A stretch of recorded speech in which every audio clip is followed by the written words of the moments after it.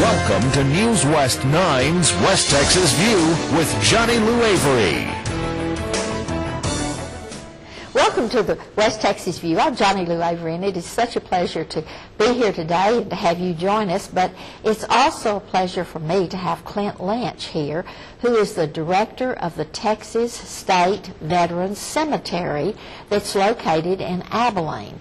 And this cemetery is open to all veterans of every branch of the service, and as I understand, and you're going to tell me more about this, to the spouses.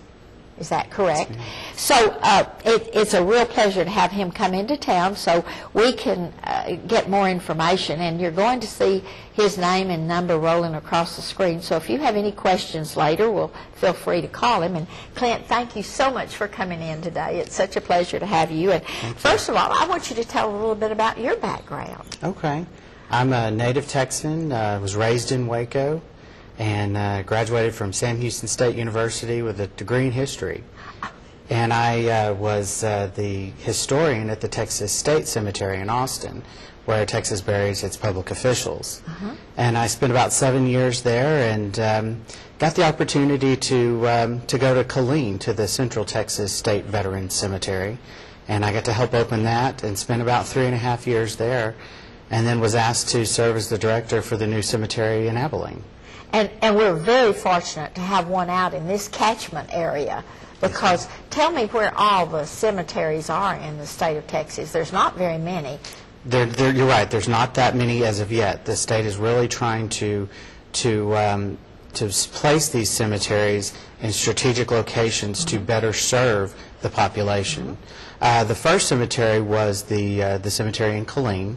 It opened in January of 2006.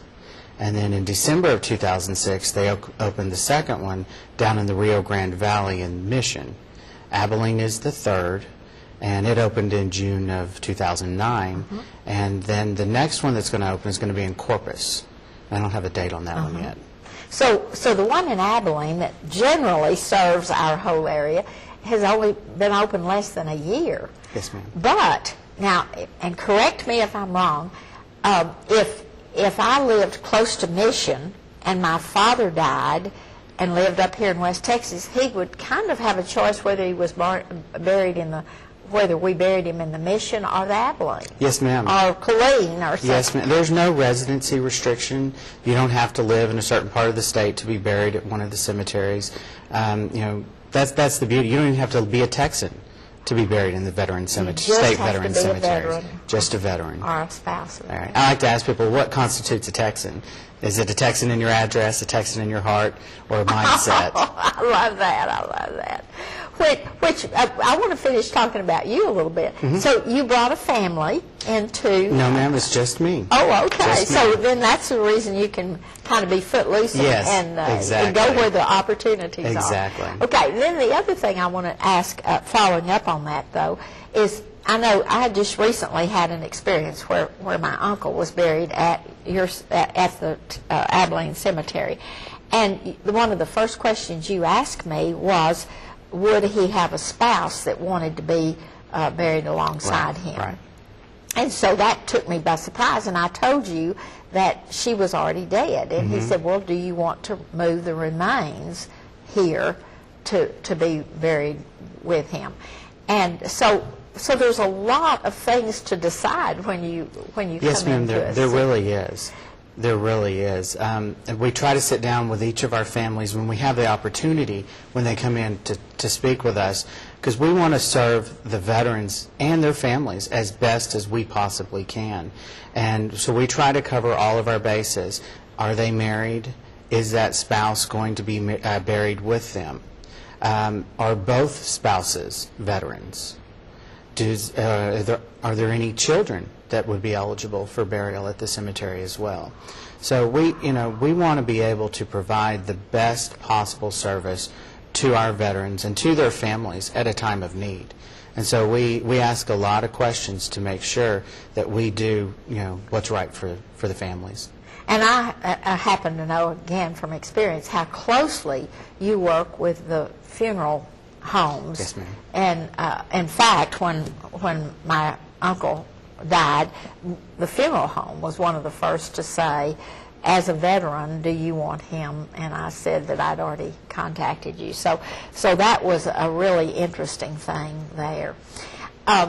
Tell me a little bit, I know the process, but tell me if someone was not sure about how you go about having someone buried there. Tell me what you would do when they first called. You would make an appointment for them to come in and sit down and visit with you? It depends. A lot of times when I receive a phone call, it's from a funeral home saying that we have a veteran or we have the spouse of a veteran who has passed away and they want to take advantage of their burial benefits.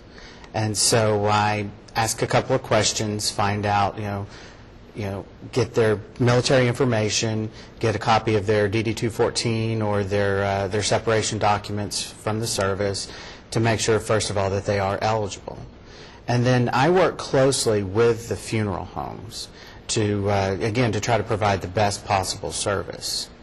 And then there's also instances where families may have had a loved one cremated and they may have held on to the ashes for a while until they're ready to part with them. And then in instances like with you, I will sit down with the family and kind of guide them through the process, help them when there's not a funeral home involved, and help them if they want to have military honors, give them those phone numbers, talk to them about the service, the process of what takes place at the cemetery, and kind of guide them through that way. So in my case, where there was a funeral home, but I already knew kind of what I wanted, and so then you helped me get in touch with the Drum and Bugle Corps, with the rifle salute, and so we and the taps playing, and all of that was part of your service to me, but it could have been handled through the funeral home if I hadn't just kind of jumped the gun and gone off in my own. Yes, ma'am. It depends upon how the veteran is handled. Whether they be casket or whether they be cremation. With cremation, that's final disposition of the body, and then that's how you can hold on to the ashes. And you don't necessarily have to have a funeral home involved for situations such as that. Where with a casket, you almost really have to. Right away. We're going to have to take a break right now, but we're going to be back in just a minute and continue this conversation, and we're going to be talking about the special burial benefits that are available to the veterans. We'll see you in just a minute. Stay tuned. West Texas View will be right back.